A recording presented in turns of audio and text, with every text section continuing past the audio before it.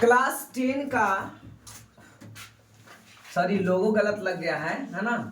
आज acid base and salt, आज acid base salt नहीं है, ठीक है। ये मेटल और नॉन मेटल है, इसको चेंज कर देंगे, मेटल और नॉन मेटल, ठीक है ना। मेटल और नॉन मेटल केमिस्ट्री का तीसरा चैप्टर है, तीसरा टॉपिक है मेटल और नॉन मेटल, है ना। धातु एवं अधातु, यहाँ पे क्या पढ़ेंगे, धातु एवं अधातु, ठीक है ना। धातु एवं अधातु के बारे में यहाँ पे स्टडी हम लोग करने वाले हैं, ठीक है। चलिए, तो धातु को इंग्लिश में मेटल कहा जाता है, क्या बोलेंगे, मेटल, है ना। धातु को इंग्लिश में क्या बोलेंगे, मेटल, और अधातु को इंग्लिश में नॉन मेटल कहा जाता है, क्या बोलेंगे, नॉन मेटल, नॉन मेटल नहीं, नॉन मेटल,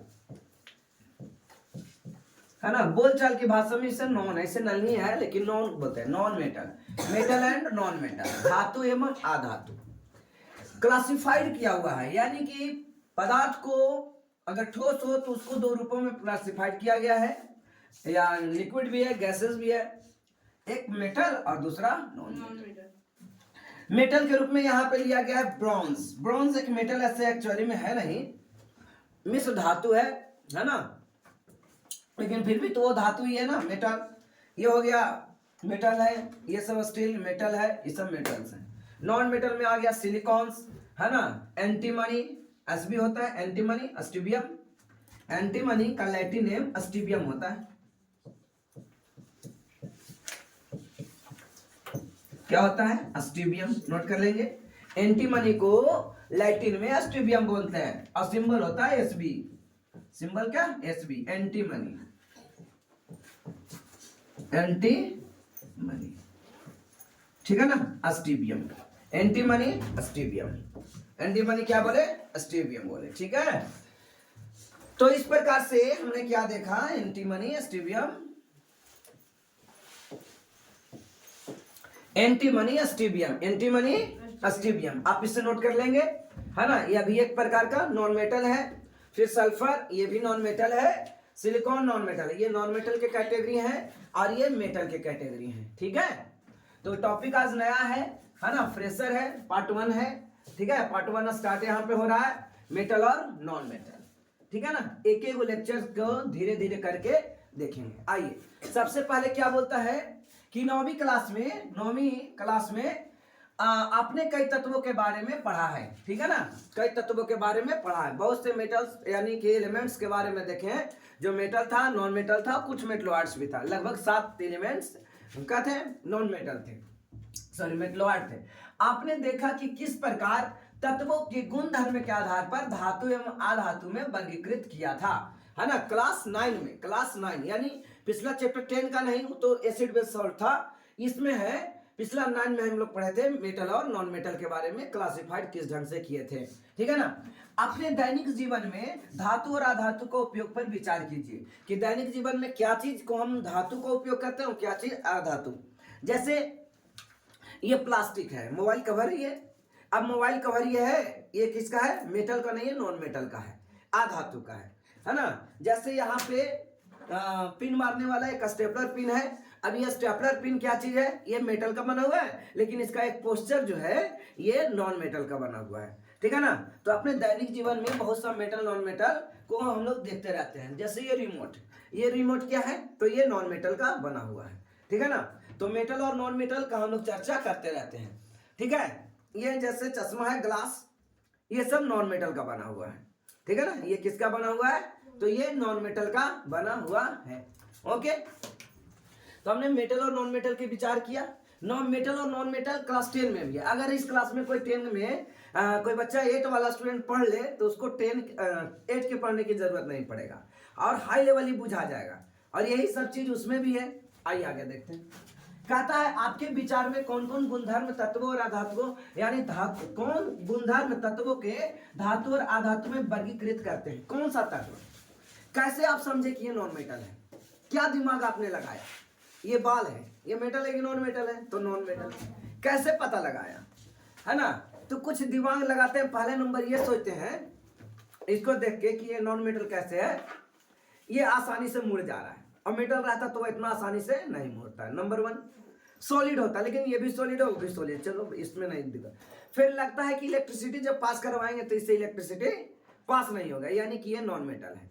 फिर लगता है कि गर्म करेंगे तो आपका एक हाथ नहीं जलेगा और यहाँ पे गर्म हो जाएगा, है ना, और एक हाथ आपका नहीं जलेगा। और मेटल में ऐसा नहीं होता, मेटल रहता तो क्या होता, यहाँ पे गर्म करते तो यहाँ भी आपका हाथ जलने लगता, है ना। इसी और ये कठोर, देखते कि ये इतना ज्यादा कठोर ये है नहीं, और मेटल होता वो बहुत ज्यादा कठोर होता। समझ में आ रहा ना? तो ये सब चीजों पर हम आधार लगाए और अपने दिमाग को लगाया, इसको बोलते हैं गुणधर्म। कौन सा? गुणधर्म, यानी कैरेक्टरिस्टिक्स। कौन सा कैरेक्टरिस्टिक्स लगाए, इस बात को अच्छा समझिए। सबसे पहले आपने धातु और अधातु के उपयोग के पर विचार किए कि कौन सा चीजों का धातु, जैसे ये मार्कर है ना, वाला पेन आज भुला गया। मार्कर, ये मार्कर क्या चीज का है? अधातु है, इलेक्ट्रिसिटी पास नहीं करेगा। तो कह रहे हैं कि दैनिक जीवन में बहुत से धातु और अधातु के उपयोगों पर विचार कीजिए। आपके विचार से आप जो सोचे, देखिए ये चैप्टर स्टार्ट करने का पहले ही बोल रहा है कि आपने कुछ ऐसा अनुभव किया क्या, कौन से गुणधर्म लगाए कि ये पता लगा लिए कि ये जो तत्व है ये है धातु और अधातु। कैसे वर्गीकृत किए भाई? क्या आपने सोचा? कुछ तो सोचा होगा तभी तो कह रहे हो कि ये धातु है ना, ये सोना नहीं है। कुछ तो सोचा होगा सोना के बारे में, सोना का फीचर तो जरूर जानते होंगे, है ना। उस फीचर को टैग नहीं कर पा रहा है, इस वजह से हम ही कह दिए कि ये सोना नहीं है। वही फीचर्स जो है ना, कैरेक्टरिस्टिक्स, वही आपका क्या है? गुणधर्म है। क्या है? गुणधर्म। किस प्रकार यह गुणधर्म इन तत्वों के उपयोग से संबंधित है? तत्वों के उपयोग से संबंधित है ना। अब हम इनके कुछ गुणधर्मों को विचार से अध्ययन करते हैं। आपने अभी जो चीज सोचा उसी को अब डिटेल्स करते हैं। इसको जब पटकेंगे, है ना, नीचे गिराएंगे तो झन आवाज नहीं करेगा, यानी कि ये नॉन मेटल है ना। अगर आवाज करता सिक्का को गिराइए, इसको गिराइए, दोनों एक ही जैसा आवाज निकलेगा क्या? ठीक है। तो मेटल और नॉन मेटल का क्लासिफाइड हमने करने का बहुत सा तरीका देखा। अब इसी को पूरा डिटेल्स अध्ययन करेंगे। सबसे पहले भौतिक गुण के बारे में समझेंगे। कैसा गुण? भौतिक गुण। भौतिक गुण में क्या आता है कि उसके आकार परिवर्तन। क्या परिवर्तन? आप इसको लेते जाते, इसके आकार परिवर्तन, इसके आकार परिवर्तन, गुणधर्म में आकार परिवर्तन, ठीक है। शेप और साइज में होगा चेंज। इसके अलावे थोड़ा बहुत गर्म करके भी चेक कर लेंगे, है ना। हर प्रॉपर्टीज को समझेंगे भौतिक गुण में, ठीक है ना। सबसे पहले आइए धातु के बारे में देखते हैं। किसमें? धातु के बारे में। कहता है इन पदार्थों के भौतिक गुणधर्मों की तुलना, है ना, भौतिक गुणधर्मों की तुलना करके समूहों में अलग अलग करना सबसे आसान है। भौतिक गुणधर्म लगाते हैं, जैसे गर्म करने पर क्या होता है, आकार में, उसका आकृति कैसा होता है, कठोर होता है, मजबूत होता है, ठीक है। ये सब पर पता लगाएंगे। इनके अध्ययन के लिए हम निम्न क्रियाकलापों की सहायता लेते हैं, एक्टिविटीज का सहायता लेते हैं। जैसे अनुभाग 3.1 से 3.6 में दिए गए क्रियाकलापों को निम्न धातुओं में iron, copper, aluminium, magnesium, sodium, lead, zinc तथा आसानी से मिलने वाली कुछ अन्य धातुओं को नमूने टुकड़े, मतलब नमूने इकट्ठा कीजिए। जो हम अध्ययन कहां से करेंगे? 3.1 से लेकर 3.6 तक। आगे कई गो एक्टिविटी है, 1 से लेकर 6 गो एक्टिविटी है। सारा एक्टिविटी में अध्ययन करेंगे और मेटल और नॉन मेटल में क्लासिफाइड करने की कोशिश करेंगे। ये क्या क्या चीजें होंगी, है ना। एक्टिविटी स्टार्ट करते हैं। पहला एक्टिविटी, तीसरा चैप्टर का पहला एक्टिविटी, उसमें 14 एक्टिविटी देख चुके थे ना, और 14 को लेक्चर भी बना था, ठीक है। आयरन, सभी लोग आयरन देखे हैं। लोहा, सभी लोग आयरन देखे हैं। लोहा, आयरन का फिगर, आयरन का बारे में तो पता होगा ना। Iron Fe, iron Fe, iron क्या? Fe। Copper Cu, aluminium Al, magnesium Mg के नमूने लीजिए। अब इसके बारे में तो आपको कोई कंफ्यूजन नहीं होगा। अब एटॉमिक नंबर जानिए। आयरन का एटॉमिक नंबर कितना होता है 26। कॉपर का कितना होता है कॉपर का कितना होता है कॉपर 29। एल्यूमिनियम का कितना होता है 13 और मैग्नीशियम का कितना होता है 12। ये हो गया बच्चे एटॉमिक नंबर। ये क्या हो गया एटॉमिक नंबर। अगर मास नंबर की बात करें तो इसका हो गया 56। कितना 56। इसका हो गया 63.5। एल्युमिनियम का हो गया 13 दूना 26 और 1 27। ठीक है। और मैग्नीशियम का 12 दूना 24। ये इसका मास नंबर भी हो गया। धीरे धीरे कैरेक्टर को हम लोग आगे भी सीखने की कोशिश करेंगे। उससे लाइट आ रहा है नहीं गेट से। तो आयरन हो गया, कॉपर हो गया, एल्युमिनियम हो गया, मैग्नीशियम, ये सब आसानी से मौजूद रहते हैं। मैग्नीशियम का रिबन मिलता है। पिछले क्लास में मैग्नीशियम का रिबन लेकर के एक्सपेरिमेंट भी किया था, है ना। एक कौन पेपर से उसको सैंड पेपर से शार्प किया था। और सैंड पेपर को क्या बोला था यहाँ इंग्लिश हिंदी में रेगड़ करके कुछ बोला था। रेगमाल नहीं बोला था। सिरिस पत्ता, रेगमाल, सैंड पेपर। तो ये सब 4 नमूने तो आपको पता है ना। आयरन आपने देखा ही, कॉपर देखा ही, है ना, एल्युमिनियम देखा ही, मैग्नीशियम। आयरन का लैटिन नेम क्या होता है फेरम। क्या होता है फेरम। कॉपर का लैटिन नेम क्या होता है क्यूपरम। कॉपर का क्यूपरम। एल्युमिनियम का इंग्लिश वर्ड है और मैग्नीशियम इंग्लिश वर्ड है। तो ये सब नमूने लीजिए। प्रत्येक नमूने कैसे दिखाई देते हैं उस पर ध्यान दीजिए, है ना। आयरन ले लो, उसको देखिए। आयरन देखने में कैसा लगता है तो चांदी जैसा चमकता है। आयरन चमकता है। आयरन भूरा नहीं होता है। आयरन का कलर श्वेत होता है। आयरन का कलर कैसा होता है श्वेत। श्वेत मतलब समझ में आ रहा है ना, चमकीला, उजला, है ना। आयरन एकदम ईस्ट जैसा चमक रहा है ये आयरन। अब कभी कभी क्या होता है कि आयरन चमकता नहीं है, देखने में धूसरा लगता है ना। इस सिंधु घाटी सभ्यता से खोजा हुआ लाइटर है। ये लाइटर पर देखिए किस प्रकार से रस्टिंग लगा हुआ है, रस्ट, जंग लगा हुआ है। लेकिन इसको जब छील छाल के हटा देंगे तब फिर इस जंग को ना हटाया, हमने लोहा को थोड़ी ना हटाया। जब छीलेंगे, पजाएंगे, रेगमाल से रगड़ेंगे तो इसका कलर कैसा हो जाएगा एकदम चमकीला चांदी जैसा, है ना। जब हंसुआ चिलोही सब पच जाता है तो आप देखते हो ना एकदम चमकते रहता है। तो आयरन का कलर वही है।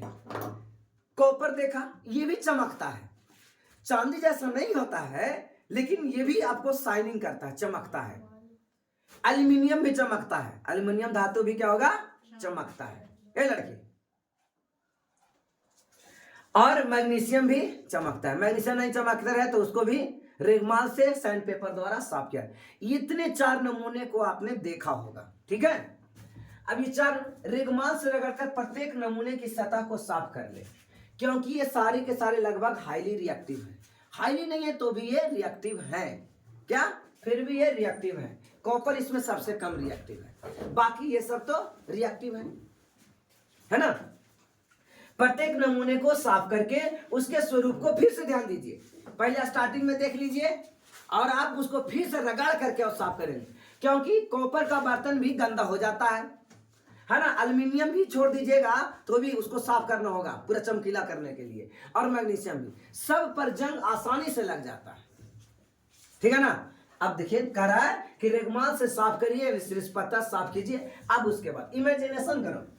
कहता है अपने शुद्ध रूप में धातु की सतह चमकदार होती है। शुद्ध रूप मतलब समझ में आया। इसका ये शुद्ध रूप है, इसका ये शुद्ध रूप नहीं है तो जंग लगा हुआ है। शुद्ध रूप कैसे होगा जब इसको रगड़ के साफ करिए। ओरिजिनल नया बना था उस समय इसका शुद्ध रूप था, ठीक है। ये तो शुद्ध रूप है ही नहीं। तो कह रहा है कि धातु के शुद्ध रूप अपने शुद्ध रूप में, किसके अपने शुद्ध रूप में, माने इसके अपने, माने एकर अपन, इसका अपना शुद्ध रूप कैसा था एकदम नया, ठीक है। एकदम ब्रांड खोले और देखे कैसा था ये लाइटर, तो एकदम नया था। और इसका सतह सरफेस, सरफेस मतलब ये वाला पोर्शन, ये पोर्शन ये पोर्शन कैसा था? ये पोर्शन चमकदार सतह थी, एकदम चांदी जैसा चमक रहा था, नया खरीद के लाए थे। तो वही कहता है इसके धातु का मूल रूप में चमकदार होती है। धातु के इस गुणधर्म को धात्विक चमक कहते हैं। क्या बोलते हैं? धात्विक चमक। पूछेगा धात्विक चमक किसे कहते हैं, तो क्या बोलोगे? जब धातु अपने शुद्ध रूप में धातु की सतह चमकदार होती है तो धातु के इस गुणधर्म को, इस कैरेक्टरिस्टिक्स को क्या बोलते हैं? धात्विक चमक कहते हैं। ये आपका एक डेफिनेशन क्लियर हो गया। एग्जाम में आता है धात्विक चमक, ठीक है ना। तो धात्विक चमक को इंग्लिश में बोलते हैं मेटालिक लस्टर। क्या बोलेंगे? Metallic lustre, metallic lustre. तो अपने शुद्ध रूप में धातु की सतह चमकदार होती है, धातु के इसी गुणधर्म को धात्विक चमक कहते हैं। बोलो क्लियर है ना। आज से लेक्चर जो जाएगा वो आरजीबी क्लासेस कोचिंग सेंटर पर नहीं जाएगा, जीएन क्लासेस पर जाएगा, ठीक है। जीएन क्लासेस सर्च करके और अब वहां पे लेक्चर खोज सकते हैं, ठीक है। तो चलिए क्लियर हो गया। हमने देखा मेटालिक लस्टर को, फर्स्ट है ना, फर्स्ट कैरेक्टरिस्टिक्स, पहला गुणधर्म, धातु कैसा होता है ना, चमकदार होती है। इस घटना को धात्विक चमक बोले। क्या बोले? धात्विक चमक। क्या बोला गया? धात्विक चमक, है ना, धात्विक चमक। मेटालिक लस्टर, चमक यानी लस्टर। धातु मूल रूप में चमकदार होती है और यही चमकदार की घटना को क्या कहा गया? धात्विक चमक कहा गया। चमकदार की घटना धात्विक चमक, चमकदार की घटना धात्विक चमक। याद रहेगा?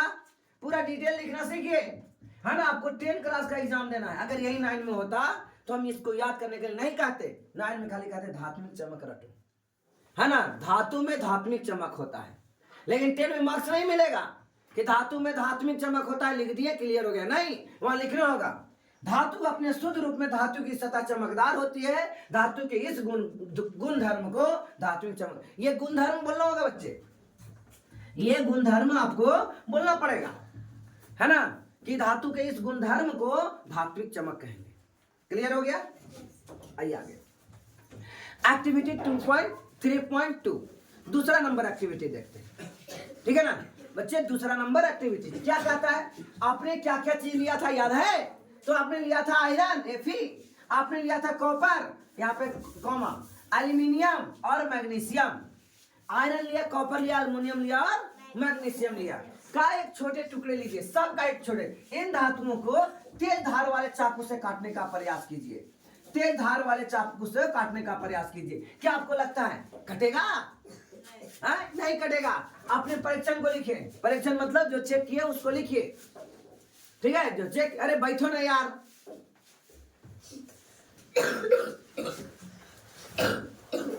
आपने चेक किया उसको लिखिए। क्या आपको लगता है कि आयरन, कॉपर, एल्यूमिनियम, मैग्नीशियम तेज धार वाला चाकू से कटेगा? है ना। अपने परीक्षणों के लिखे। परीक्षणों मतलब जो आपने देखा, जो आपने जांचा, उसको आप लिखने की कोशिश करो। अपने परीक्षणों को क्या करो? अपने परीक्षणों को लिखो, अपने परीक्षणों को लिखिए।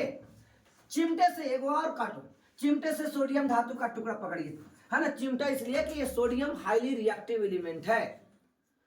सोडियम को चिमटे से क्यों पकड़ने के लिए कह रहा है? सोडियम जो है वो हाईली रिएक्टिव एलिमेंट है, यानी तुरंत अभिक्रिया कर लेता है। समझ में ना? कौन तुरंत अभिक्रिया करता है? सोडियम।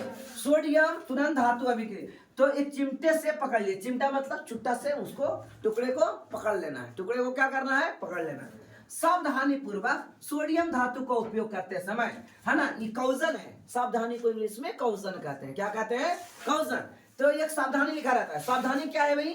कि सोडियम धातु का उपयोग करते समय हमेशा सावधान रहिए, क्योंकि हवा से तुरंत अभिक्रिया कर लेता है। बस सोडियम धातु ऐसे रखे और जल गया, पानी में डाल दीजिए, सोडियम धातु जल गया। तो पानी के साथ भी रिएक्शन करता है और हवा के साथ भी रिएक्शन करता है, यानी दोनों के साथ ये रिएक्शन। फिल्टर पेपर पर रख के, एक आता है फिल्टर पेपर, उस पर रख के दबा करके उसको सुखा लीजिए, क्योंकि उसमें केरोसिन तेल रखा रहता है। 8th क्लास में हमने सिखाया था सोडियम धातु का एक्सपेरिमेंट करके, कि सोडियम धातु को मिट्टी तेल में रखा जाता है। कहाँ रखा जाता है?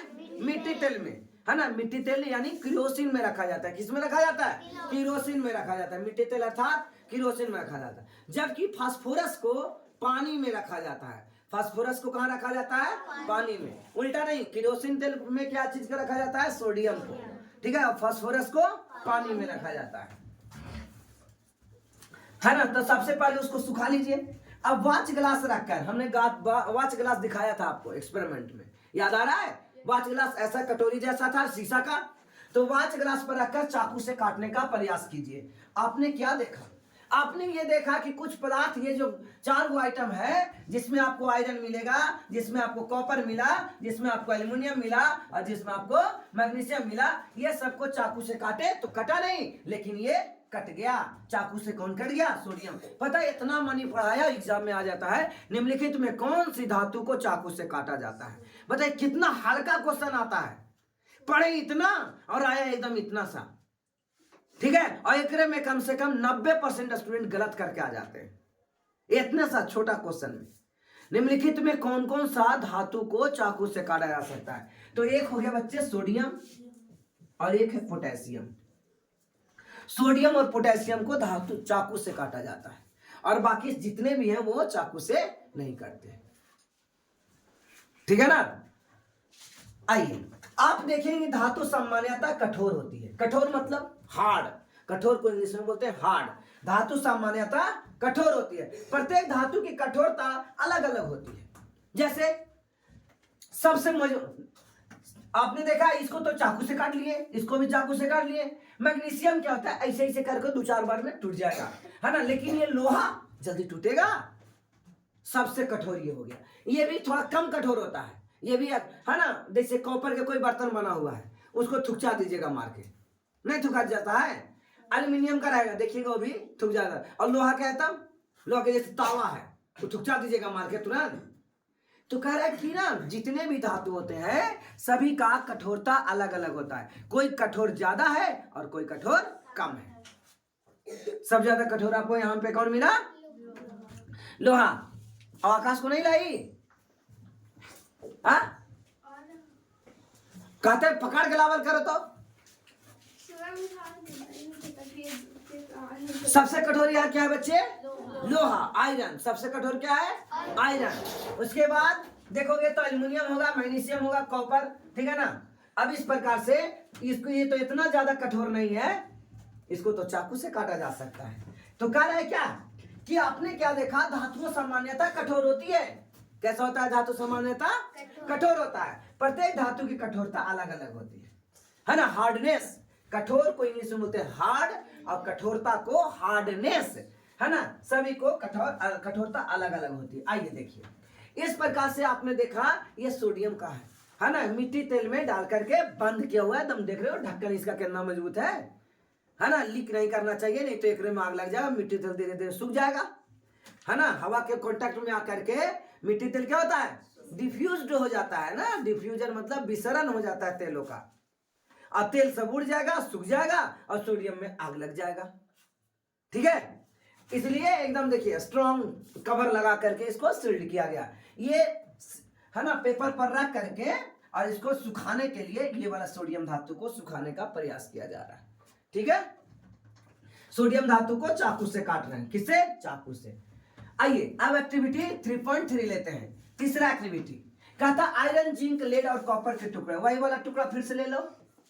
कौन कौन? आयरन, जिंक, लेड, कॉपर, है ना। आयरन ले लिया, जिंक ले लिया, लेड ले लिया, कॉपर के टुकड़े लिए। कहता है किसी धातु के लोहे के ब्लेड, किसी धातु को लोहे के ब्लॉक, ब्लॉक मतलब टुकड़ा, है ना। लिख लो कहीं पे, टुकड़ा। ब्लॉक मतलब, ब्लॉक मतलब टुकड़ा। ब्लॉक मीन्स टुकड़ा। ब्लॉक मीन्स बच्चे टुकड़ा। ब्लॉक मीन्स टुकड़ा। ब्लॉक मीन्स टुकड़ा। तो ब्लॉक यानी खंड यानी टुकड़ा पर रखकर 4-5 बार हथौड़े से प्रहार कीजिए।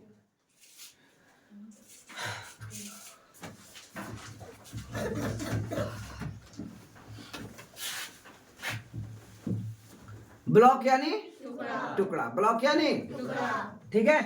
किसी धातु, किसी एक धातु को लोहे के ब्लॉक पर रखकर 4-5 बार हथौड़े से प्रहार कीजिए, है ना। किसको रखना है? ये 4 आइटम को, जिसमें क्या क्या हो गया, आयरन हो गया, कॉपर हो गया, है ना, लेड है, जिंक है, और एगो क्या है, लेड पीबी, है ना।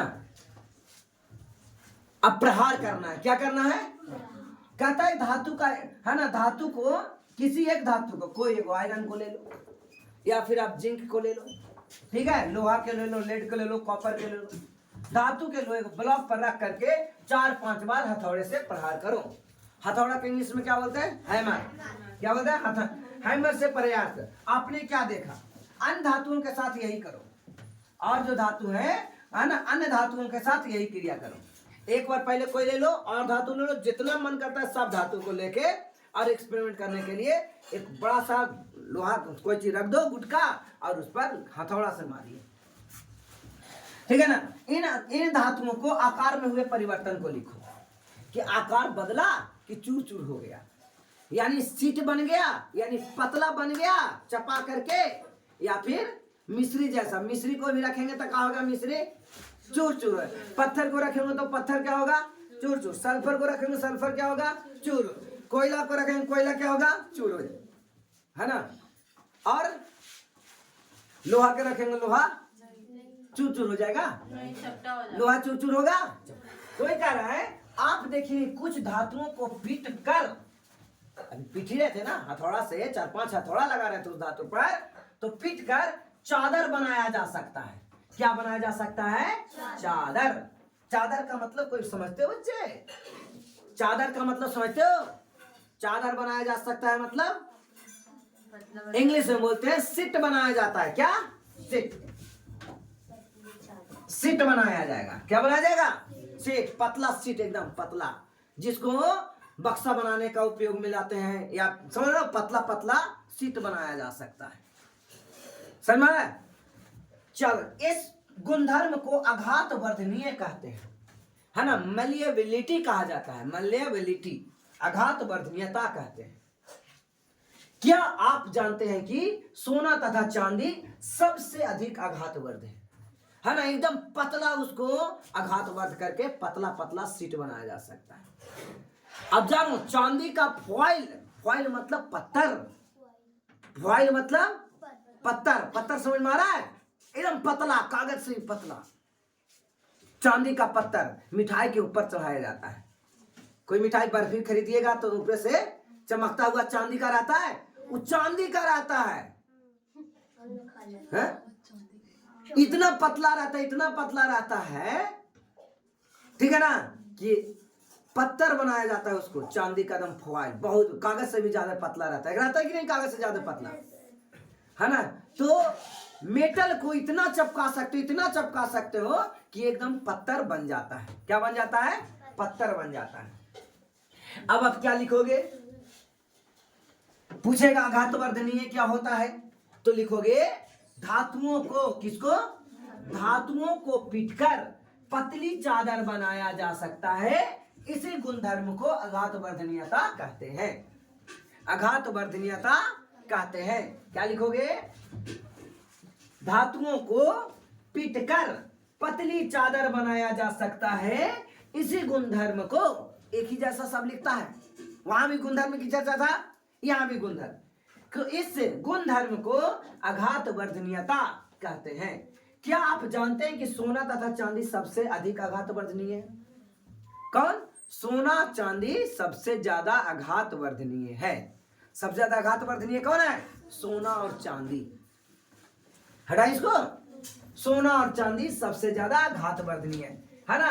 पीट पीट करके लंबा तार तक के बनाया जाता है, सीट बनाया जाता है। आइए एक्टिविटी 3.4 देखते हैं।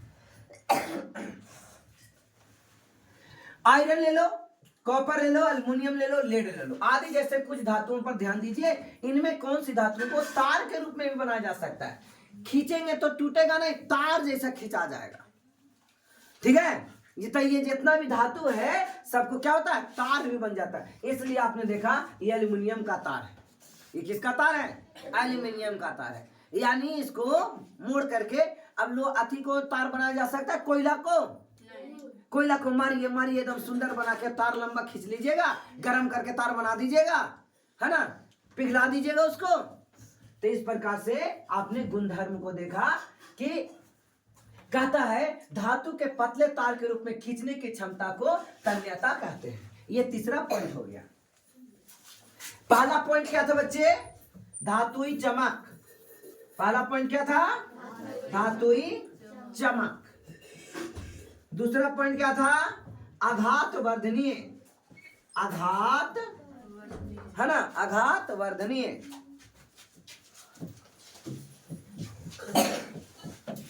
आघात वर्धनीय, आघात वर्धनीय। और तीसरा क्या है? बोलिए। तन्यता। बोलो, क्लियर हो रहा है? तीसरा क्या है बच्चे? तन्यता। धातुई चमक, आघात वर्धनीय और तन्यता। धातुई चमक, आघात वर्धनीय, तन्यता। 3 गो आपको गुण पढ़ा दिए। धातु में ये 3 गुण होते हैं।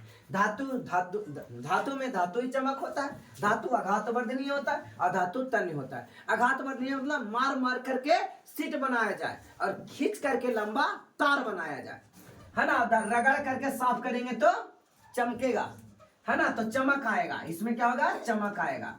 और इसको क्या करेंगे? आघात वर्धनीय मतलब सीट बनाएंगे। क्या बनाएंगे? सीट बनाएंगे। और तन्यता मतलब तार बनाएंगे। तन्यता मतलब तार बनाएंगे, है ना। कोयला को भी तार बना लोगे, तन्यता को भी तार बनाएंगे। इस प्रकार से हमने 3 फीचर्स को देख लिए कि धातु में धातुई चमक, धातु में धातुई चमक होता है, धातु आघात वर्धनीय होता है, धातु तन्य होता है ना। 8 क्लास में इतना लिखना रहता है, 10 क्लास में नहीं, सबको डिटेल लिखना है ना। सभी को डिटेल लिखना है कि धातुई चमक, फिर लिखेंगे आघात वर्धनीय और फिर लिखेंगे तन्य। 8 क्लास में भी ये चीज है, 8 क्लास में इतना लिख दोगे काम चल जाएगा, है ना। धातु में धातुई चमक होती है, धातु आघात वर्धनीय होती है, धातु में तन्यता होता है। कहता सोना सबसे अधिक तन्य धातु है। ये वीवीआई क्वेश्चन, यहां से क्या लिखिए, कॉपी में नोट कीजिएगा। वीवीआई में सोना सबसे अधिक तन्य धातु है। आपको जानकर के आश्चर्य होगा कि 1 ग्राम सोना से, देखिए 50 ग्राम इतना बड़ा रहता है नहीं, 50 ग्राम में लोहा के, और 1 ग्राम मतलब कितना छोटा रहता होगा, 1 नाखून के बराबर। 1 ग्राम सोना से 2 किलोमीटर लंबा तार बनाया जा सकता है ना। नहीं लग रहा है एकदम कैसे कहीं 2 किलोमीटर, समझ रहे हो? गुड़िया से लेकर के गुड़िया हाई स्कूल तक 1 किलोमीटर है ना। डिघासिन पार कर जाएगा 2 किलोमीटर में, सकरपुर आ जाएंगे हम लोग, है ना। गुड़िया से सकरपुर 2 किलोमीटर, उतना लंबा मात्र 1 ग्राम से, है ना, 1 ग्राम। और 50 ग्राम से 100 मीटर, 100 किलोमीटर। यहां गया से पटना 50 ग्राम में। क्या दिमाग खुल रहा है? कितना पतला एकदम तार बनाया जा सकता है, ठीक है ना। तो धातु में किस प्रवृत्ति के कारण तार बनाया जाता है? तन्यता प्रवृत्ति के कारण, ठीक है ना।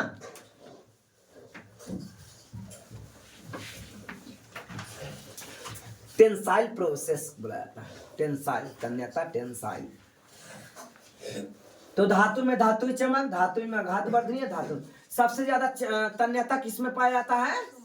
सोना में। कितना पाया जाता है? 1 ग्राम सोना से, याद रखिएगा, 1 ग्राम सोना से, 1 ग्राम, देखो यहाँ 1 ग्राम सोने से 2 किलोमीटर लंबा तार बनाया जा सकता है। तो आपके पॉइंट क्या बने?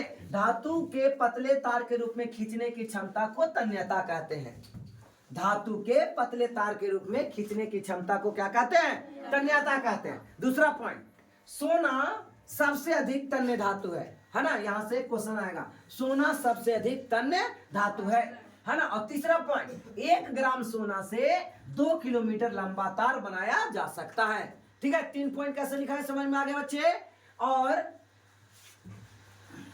कहते हैं आघात वर्धनीय और तन्यता के कारण धातु हमारी आवश्यकता के अनुसार विभिन्न आकार दिए जा सकते हैं। आघात में पीट पीट करके सीट बनाएंगे और खींच करके तार बनाएंगे, इसीलिए धातु का लंबा कैसनो बनाया जाता है ना। गोल बनाना है तो गोल बनाओ, चापड़ बनाना है चापड़, और लोग ऐसे कोयला के कहीं करेगा, कोयला को गोल बनाना तो गोल बनाओ, चापड़ बनाना तो चापड़ बनाओ। पत्थर को ऐसे कर लेगा, मार मार के पीट पीट करके पत्थर बना ले, उसको छील सकते हैं और बाकी बर्बाद को फेंक सकते हैं और उसमें सब काम आ जाएगा। क्लियर है ना? उसको पिघला सकते हैं। बोलो बच्चे, क्लियर? तो धातु में धातु चमक होती है, धातु आघात वर्धनीय होती है, धातु तन्य होती है। धातु चमक, आघात वर्धनीय, तन्य, 3 लाइन याद हो गया। हटा इसको। आघात वर्धनीय और तन्य, खींच आकार, ये तो मैंने कर दिया। क्या आप कुछ धातुओं का नाम बता सकते हैं जिसका उपयोग खाना पकाने के, बर्तन बनाने के लिए होता है? ये क्या बच्चा वाला क्वेश्चन पूछ लिया यार? हाँ, कह रहा है कि कुछ ऐसे धातु का नाम बता सकते हैं जिनका उपयोग खाना पकाने के, बर्तन के लिए होता है। खाना पकाने के लिए, बर्तन बनाने के रूप में होता है। तो लोहा का तावा देखते हैं, है ना, एल्युमिनियम का तसली देखते हैं, कुकर देखते हैं, ठीक है, कुछ स्टेनलेस स्टील का भी रहता है, ठीक है। इसके अलावा आप कॉपर पर भी खाना बना सकते हैं। जैसे हमारे यहाँ बिहार में छठ पूजा होती है ना, तो उसमें देखिएगा कि सब्जी अधिकतर चीज आपको उसी में बनाया जाता है। पित्तल के बर्तन में बनाया जाता है ना, तांबा के बर्तन बनाया जाता है। ओके, क्या इन धातुओं का उपयोग बर्तनों के बनाने के लिए क्यों किया जाता है? हाँ, आप क्वेश्चन है। आप लोग 17 दिन तो यह करते रहते हैं, कभी अन्य कभी उन्ने। हाँ, आ करके आसानी से बैठ नहीं सकते हो।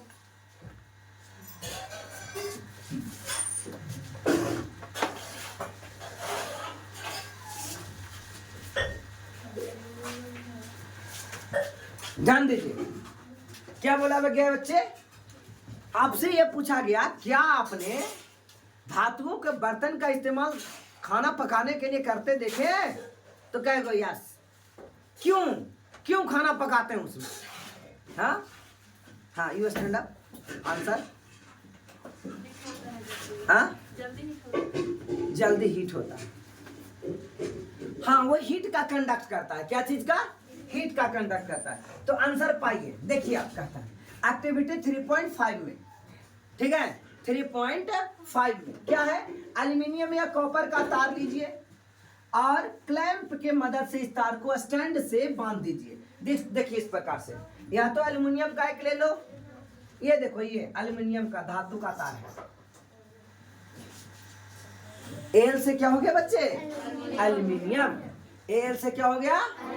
एल्युमिनियम। एल से क्या हो गया? एल्युमिनियम। एल से क्या हो गया? एल्युमिनियम का एक तार लिए हैं और इस स्टैंड से क्लिप के सहारे बांध दिए। आपके एग्जाम में क्वेश्चन जब आए, फिगर बनाइए और सबका नाम जानिए। ये स्तंभ है, स्तंभ। ये स्टैंड है, ये क्या है? स्टैंड। ये है क्लैंप। इसको या क्लैंप मतलब, अब जैसे हमको ना इसको ऐसे करके बांधना है, तब बांधने के लिए कोई चीज तो लगाओगे ना, क्लिप लगाओगे, तो इसको क्या बोलते हैं ये जानना जरूरी है। क्लैंप। क्या बोलेंगे? क्लैंप। और ये इसको क्लैंप से इसको बांध दिए, ठीक है। अब ये बर्नर हो गया, ठीक है। ये क्या हो गया?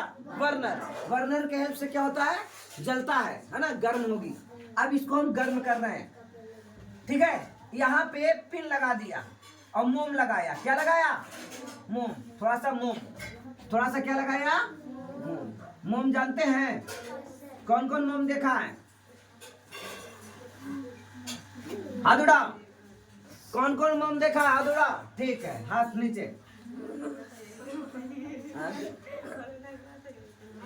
ये हो गया मोम। मोम नहीं देखा है?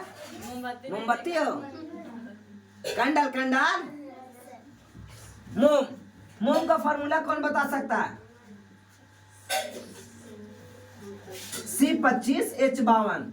मोम का फॉर्मूला होता है C25H52। C25H52। मोम का फॉर्मूला क्या होगा? C25H52। मोम को इंग्लिश में क्या बोलते हैं? WAX, wax. अरे मोमबत्ती को कैंडल बोलते हैं यार। हाँ, जाके तो कहते हो कि हमको मोम दे दो, वह कहते हो मोमबत्ती दो, ठीक है। वैक्स, वैक्स यानी कैंडल। वैक्स यानी कैंडल। वैक्स यानी कैंडल, मोम, है ना। और मोम का फॉर्मूला क्या हो गया? C25H52। C25H52।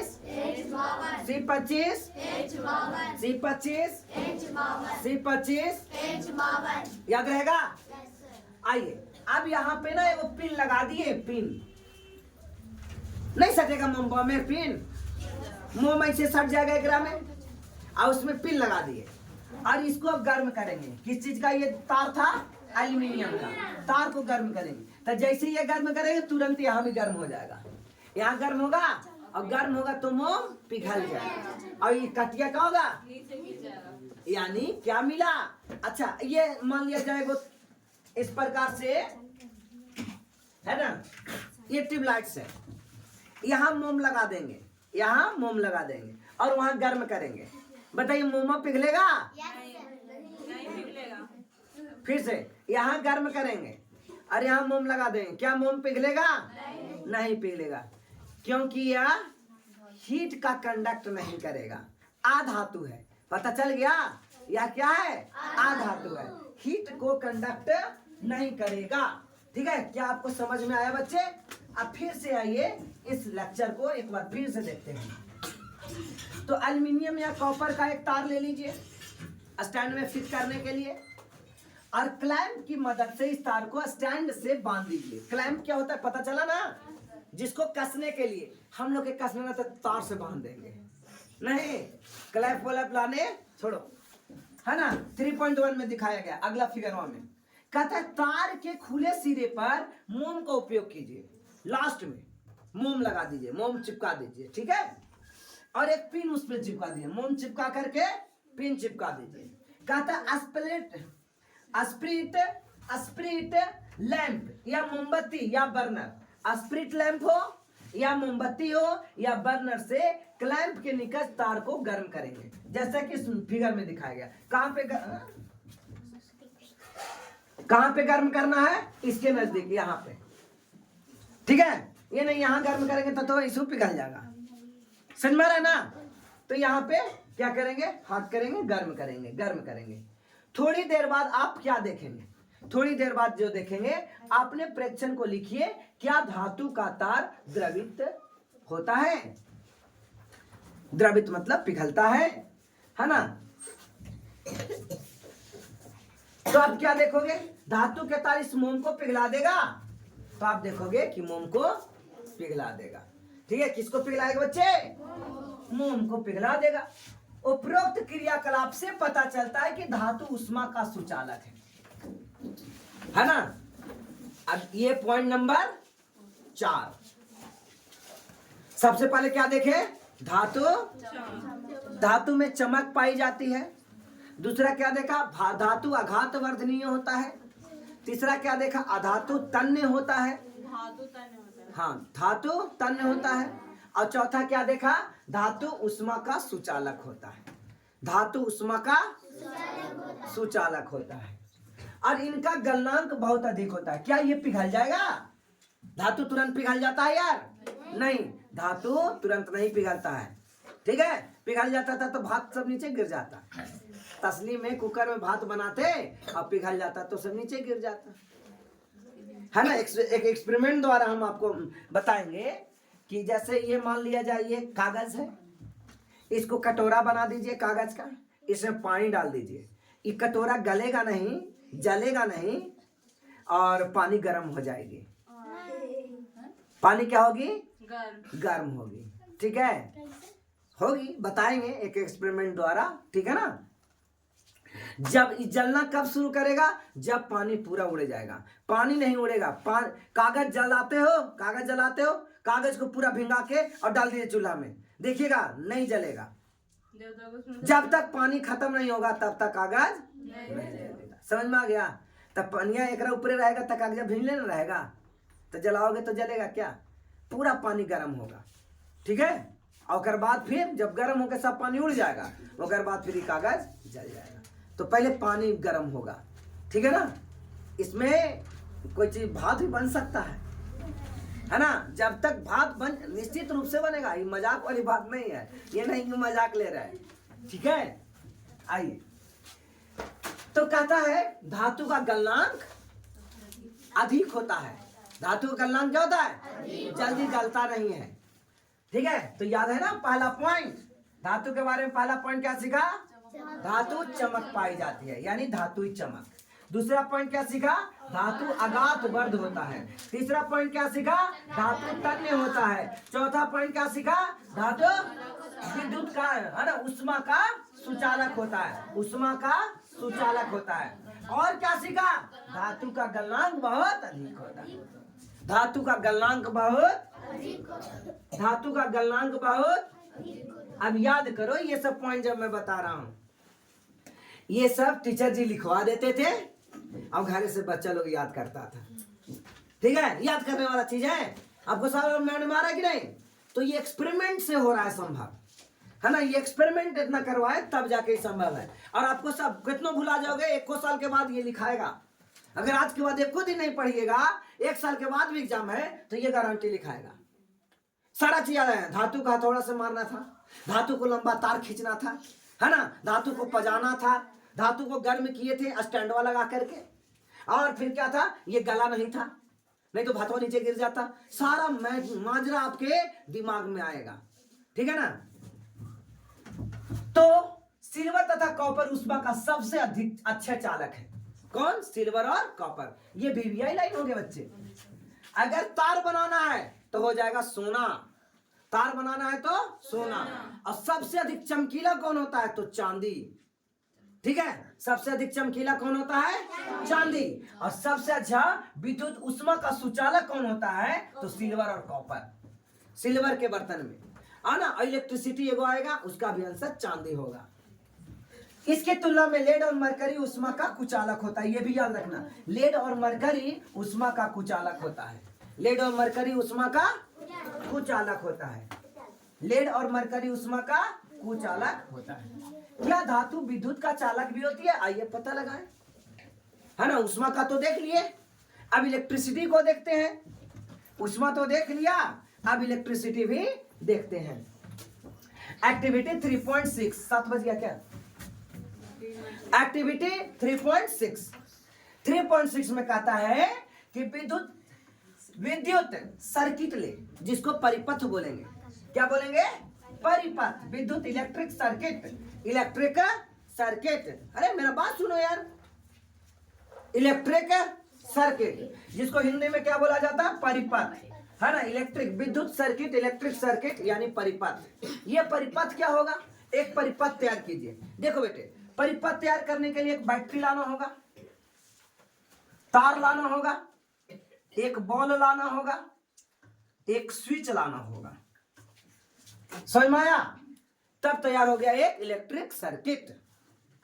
ठीक है, बैटरी रहेगा यानी सेल रहेगा, तो बड़ा वाला को पॉजिटिव और छोटा वाले को नेगेटिव। नेगेटिव नहीं, नेगेटिव। बड़े वाले को पॉजिटिव, छोटा वाले को नेगेटिव। अब यहां से इलेक्ट्रिसिटी तार के थ्रू बल्ब तक ले गए, फिर यहां से स्विच तक ले गए, फिर यहां से नेगेटिव टर्मिनल में जोड़ दिए।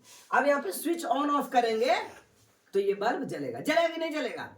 और एक में अगर एक चीज कम कर दोगे तो बल्ब नहीं जलेगा। तार हटा दीजिए, बल्ब ले आए, स्विच ले आए, बैटरी ले आए, तार हटा दीजिए, जल जाएगा बल्ब? नहीं जलेगा। स्विच कहोगे सर स्विच ना रहेगा तैयो बल्ब जला देंगे ठेका के। अरे शॉर्ट सर्किट मारने का डर है यार, हाँ बताइए, मार दिया तो फिर हाथ खराब हो जाएगा। अब क्या पता आप भविष्य में क्या बनने वाले हैं, है ना। एनसीईआरटी बुक क्या हमेशा सावधानियां बरतने को कहता है ना। जब एसिड पढ़ा रहे थे कि कैसे उसको डाइल्यूट बनाना है, ठीक है, तो याद करो, बताया था ना कि पूरा मास्क लगा लेना है, चश्मा पहन लेनी है, हाथ में ग्लव्स डालना है, क्योंकि आप पता नहीं कितना बड़ा इंजीनियर बनने वाले हैं। अब पता नहीं आपका दिमाग पूरा खुल गया और हाथ से विकलांग हो गए, ठीक है, तो सब करा के धरा रह जाएगा, है ना। एनसीईआरटी जो पढ़ा रहा है उसके दिमाग में ये चल रहा है, बच्चे जब ये पढ़ रहा है तो कुछ ना कुछ करेगा, लेकिन क्या करेगा। आइए सर्किट को आपको दिखाते हैं मैथ में। ये देखो बच्चे सर्किट, ये आपको सर्किट है। अच्छा, यह चुट्टा लगा दिया है, बैटरी लगा लिया। बैटरी सेलों के समूह में बहुत से सेल होते हैं, तो ये बैटरी लगा दिया। फिर यहाँ पे क्या किया? एक बल्ब लगा दिया। फिर यहाँ पे स्विच लगाया और इसको क्लिप को जोड़ रहा है ना। जोड़ना तो है ये यार, जोड़ दो, स्विच तो है ये, समझ में आया। और कभी कभी इसको ऐसे भी कर देगा, ये यहाँ से यहाँ तार है ना। अब इसको सटाना होता है, समझे। तो इस प्रकार से जांच करिए। अब यहाँ पे ना अलग अलग पहले जांच के लिए धातु का टुकड़ा लीजिए और यहाँ पे जोड़िए। ये तो पूरा सर्किट तैयार है ना। अब ये वाला मार्कर को ऐसे रखो, इचुटवा में एकरा डाल दो और इचुटवा में देखो जल रहा है, नहीं जल रहा, क्या नहीं जल रहा, यानी कि धातु नहीं है। अब आइए, इसको चुट्टा में इसको लगा दिया, इसको लगा दिया, जल रहा है, हाँ जल रहा है, तो जल रहा है यानी कि ये धातु है, ठीक है। लेकिन एक बड़ा यहाँ खतरनाक घटना घट जाता है। पेंसिल का जो है ना, पेंसिल है कि नहीं पास, काठ वाला पेंसिल, काठ वाला पेंसिल है, लकड़ी वाला, लाइए,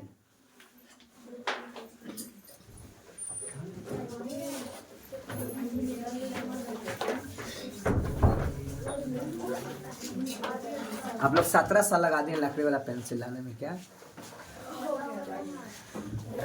इसका जो नोक होता है ना बच्चे, नोक ये ग्रेफाइट का बना हुआ है, किसका बना हुआ है, इधर भी ऐसी छील लेंगे, ठीक है, दोनों तरफ से छील के और यहाँ पे लगाएंगे, यहाँ एक लगा लो और यहाँ एक लगा लो, लगा लोगे तो जल रहा है, कहोगे यस जल गया। लेकिन ये एक्सेप्शन है ना, आधातु होने के बावजूद भी जल रहा है, समझे, तो ये एक्सेप्शन है। एक एक्सेप्शन कहाँ देखे थे, एक एक्सेप्शन हम लोग देखा था कि धातु कठोर होता है लेकिन चाकू से भी कट जाता है, कौन, दो, सोडियम और पोटेशियम। क्या आपको समझ में आया कुछ चीज है ना। और धातु ठोस होता है, एक एक्सेप्शन देखा था, मरकरी, मरकरी क्या होता है, लिक्विड अवस्था में होता है, मरकरी क्या होता है बच्चे, लिक्विड अवस्था में। तो 3-4 जगह एक्सेप्शन देखने को मिला, ठीक है ना। एक और एक्सेप्शन, धातु चमक होती है, धातु में चमक पाई जाती है, लेकिन आयोडीन भी चमकता है, आयोडीन आधातु है, तो सब जगह अपवाद लिखना होगा, है ना। जैसे आपने लिखा धातु में चमक की प्रवृत्ति होती है, निम्नलिखित में आंसर ये सब हो गया, ठीक है। अब दे दिए एग्जाम्पल में, लोहा दे दिए, चांदी दे दिए, सोना दे दिए, कॉपर दे दिए, और अपवाद लिखेंगे नीचे, अपवाद, अपवाद में लिखेंगे, क्या लिखेंगे, आयोडीन, आयोडीन क्या है, अपवाद में है। अपवाद क्यों, क्योंकि ये चमकता है लेकिन ये धातु नहीं। क्या समझ में आया, आया समझ में। फिर लिखेंगे, वो क्वेश्चन बनाएंगे, धातु ठोस होते हैं, धातु कैसा होता है, ठोस होता है, सब एग्जाम्पल दे दोगे, लोहा दे दोगे, सब चांदी दे दोगे, सब दे दोगे, और अपवाद में मरकरी लिखोगे, मरकरी धातु है लेकिन ये ठोस नहीं होता है, समझ में आ रहा है। ऐसे करके लिखा जाता है एग्जाम में, वो सब मैं आपको फिर से एक नोट्स भी दूंगा, टेंशन नहीं लेने का, ठीक है ना। तो एक परिपथ में जांच करने के लिए उस परिपथ के टर्मिनल ए और टर्मिनल बी के बीच उस प्रकार रखिए चित्र में जैसा दिखाया गया है, क्या बल्ब जलता है और कैसे पता लगेगा, ये देखिए, यहाँ बार बार आपको चेक करना है इसे चिमटा में लगा के। समझ में आ रहा है बच्चे, टाइम अप, टाइम अप हो गया। चलिए अभी हम लोग यहाँ से कल से देखेंगे, ठीक है। तो पेज कितना है, 18, कल पेज 18 से आगे हम लोग पढ़ने की कोशिश करेंगे, ठीक है। Thank you.